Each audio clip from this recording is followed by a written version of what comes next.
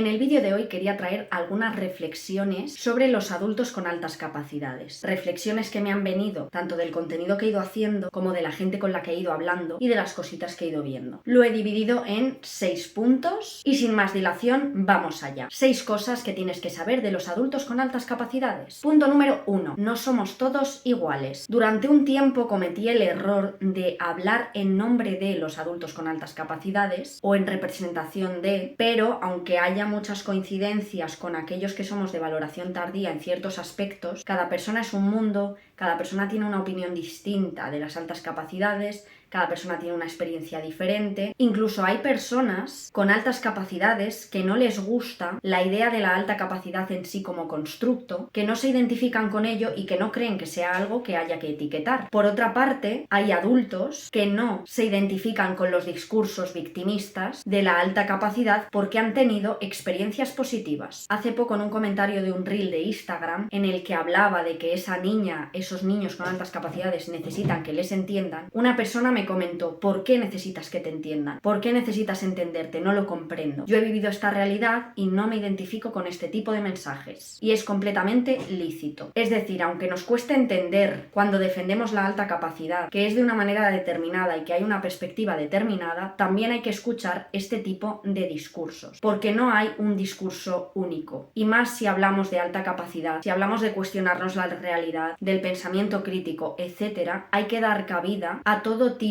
de representaciones de la alta capacidad. Por otra parte, también hay adultos que han tenido experiencias educativas muy diferentes, personas que han sufrido fracaso escolar, personas a las que le ha ido simplemente bien, personas que han tenido dificultades de aprendizaje en el colegio y luego han mejorado en la universidad, personas que no han tenido problemas en el colegio académicamente, que sacaban muy buenas notas sin esfuerzo y que luego han fracasado en la universidad, personas con trabajos cualificados, con trabajos no cualificados, en fin, hay experiencias de todo tipo. Personas que han sido identificadas desde pequeñas y les ha ido bien, personas que han sido identificadas desde pequeñas pero no se ha hecho nada y les ha ido mal a nivel personal o social, personas a las que no les ha ido bien igualmente en lo académico, adultos de identificación tardía que han pasado un duelo más complejo y personas que no, en fin, que cada persona es un mundo. Punto número 2. Hay muchas personas que no saben que tienen altas capacidades, evidentemente, como lo era yo hasta que llegué a mi valoración con 27 años, aunque en el fondo ya lo sabía, pero bueno, eso te lo cuento en otros vídeos, no te voy a contar mi vida otra vez. Porque como sabemos, en el sistema educativo, que es donde se suelen identificar las altas capacidades en la infancia, el 90 y pico % de los alumnos están sin identificar, entendiendo que más o menos hay un 10% de alumnado con altas capacidades. Y más en comunidades autónomas como Madrid, por ejemplo, que tiene una de las tasas de identificación más bajas. Entonces, teniendo esto en cuenta, evidentemente va a haber mucha gente que llega a la etapa adulta sin estar identificada. Luego hay muchísimos mitos que asocian la alta capacidad al altísimo rendimiento académico y a la eminencia solamente, cuando, como digo, hay personas que por circunstancias vitales pueden no haberse desarrollado académicamente de esa forma y seguir siendo en esencia esas personas con altas capacidades. Esta perspectiva esencialista o del ser que no se tiene en cuenta cuando se habla de las altas capacidades en términos educativos o del desarrollo del talento, y muchos adultos llegan a la etapa adulta sin entenderse y con una sensación de que les falta una pieza, y muchas veces esta pieza son las altas capacidades. Por eso me parece también interesante e importante que los profesionales que trabajan con adultos desde el ámbito de la psicología, psiquiatría, no sé, psicopedagogía incluso, entiendan esta realidad para en un momento dado poder darle información a esa persona adulta que le pueda resultar relevante, para entenderse y entender esta parte de sí mismo. Punto número 3. Ansiedad en la evaluación y síndrome del impostor en las evaluaciones tardías. Las emociones influyen en la capacidad de aprendizaje y en el rendimiento, eso lo sabemos. Y también en la memoria. Igual que tú, si te pones muy nervioso, te puedes quedar en blanco en un examen que te sabía súper bien, esto mismo puede pasar con adultos a la hora de enfrentarse a un test de inteligencia, que es la herramienta por excelencia en una evaluación de altas capacidades, aunque no debe ser la única y ni mucho menos es la más importante. Como he leído en varios sitios y he escuchado, pero ahora mismo no puedo dar o citar la fuente porque lo he visto en varios sitios pero no sé exactamente dónde, así que mis disculpas, un test de inteligencia es como una prueba de embarazo. Si da que sí claramente, pues es un sí. Pero si da que no, puede ser un falso negativo. La ansiedad influye en los resultados de manera muy determinante. Y muchos adultos por este motivo tienen resultados no interpretables y sucede muchas veces que aunque el evaluador valide a esa persona y la identifique como altas capacidades por el resto de rasgos y otros criterios que cumple, puede suceder que o bien la persona no se lo crea con este síndrome del impostor de aunque un profesional lo haya dicho, como no tengo la validación de este informe al que se le da tanta importancia, no me lo creo, no lo soy. O puede suceder que sí lo crea y se valida internamente porque se siente identificado con esta realidad, con otras personas adultas con altas capacidades, puede tener la inseguridad de que al no tener el numerito no tiene dónde agarrarse en cuanto a la validación externa, que a su vez influye en la validación de uno mismo. Y esto último sucede con adultos con altas capacidades que tienen altas capacidades confirmadísimas, de decir los profesionales especialistas en altas capacidades. Es un caso muy claro, pero al tener resultados en el test de inteligencia no interpretables o con un CI por debajo de 130, esto dificulta muchísimo a nivel cultural sobre todo la validación interna por este problema de no tengo a qué agarrarme si la gente no me cree. Y no porque necesites que la gente te crea. Hablando hace poco con una persona me decía que le daba mucha rabia escuchar constantemente aquello de que el 130 no es lo más importante, pero al mismo tiempo se hace alusión a ello constantemente. Si lo pensamos al valorar otras condiciones neurobiológicas, como yo que sé, el TDAH, no hay ningún número de CI, ni ningún número en ningún punto. Hay un conjunto de criterios que en este caso están albergados en el DSM-5, en el Manual de los Trastornos Mentales, y en función de hasta qué punto se cumplan dichos criterios, se identifica y se determina si se tiene o no TDAH. Pues bien, el problema con las altas capacidades es que estos criterios comunes no existen, como si existen los de otros trastornos en el DSM, que por mucho que sean revisables, por lo menos hay unos criterios comunes a los que atenerse, cosa que con la alta capacidad intelectual no sucede. Y es un grandísimo problema. Por eso nos atenemos a ese número. Entonces, si fuera de la misma manera que es pues la identificación del TDAH o la identificación del TEA o de trastornos de la personalidad, etc., ya no hablaríamos de un test de embarazo que te dice sí o no, sino de un conjunto de herramientas diagnósticas que te sirve para evaluar un amplio conjunto, otra vez, de síntomas o rasgos. Vaya, que habría que darle una vuelta, pero muy grande, a estos criterios unificados de identificación de la alta capacidad intelectual. Pero no es el tema de este vídeo, así que vamos a pasar a otra cosa porque como me enrede aquí no termino. Punto número 4. Tras la evaluación, en adultos de identificación tardía se pasa muchas veces un duelo, que puede ser más o menos largo dependiendo del caso. He hablado en muchas ocasiones del duelo y te dejo en el enlace de la descripción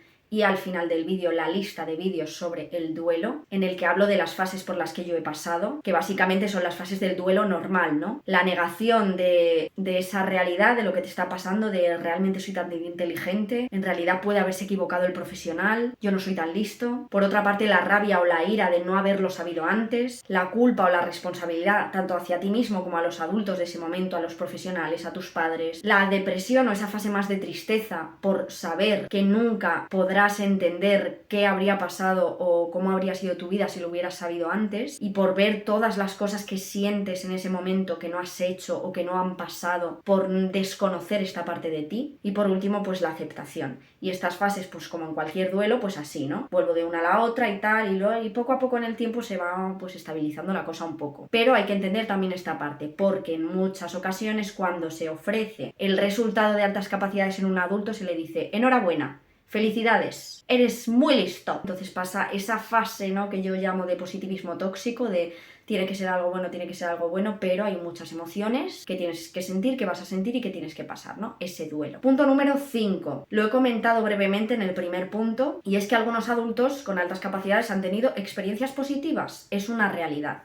Entonces hay una tendencia a un discurso victimista, que por otra parte es completamente lógico, porque es normal que si hemos tenido experiencias horribles, nos hemos sentido discriminados, ya sea por el sistema educativo, por el sistema laboral, por nuestros compañeros de trabajo, por las personas, por nuestra familia. Es comprensible, ¿no?, que tengamos esa visión negativa de como tengo altas capacidades me han pasado estas cosas malas, pero creo que también necesitamos más discursos positivos, porque esto nos puede llevar a buenas prácticas, a entender cuáles son las mejores formas de hacer. Entonces, entender que hay adultos con altas capacidades, identificados o no, identificados de manera tardía, o sobre todo los que han sido identificados inicialmente, pero bueno, que en cualquier caso han tenido una trayectoria de desarrollo personal y profesional adecuada a lo que son, es muy necesario para saber qué cosas se pueden hacer bien y para poder así pues generar ese cambio y propiciar que haya personas que tengan experiencias más positivas en el futuro y cambiar un poco ese discurso. Y el último punto, que me parece el más importante y con el cual viene la reflexión final, que es que los adultos con altas capacidades en su día fueron niños y en esencia somos esos niños a los que se está protegiendo y dando voz. Y ahora explico la hipocresía que creo que hay en este punto.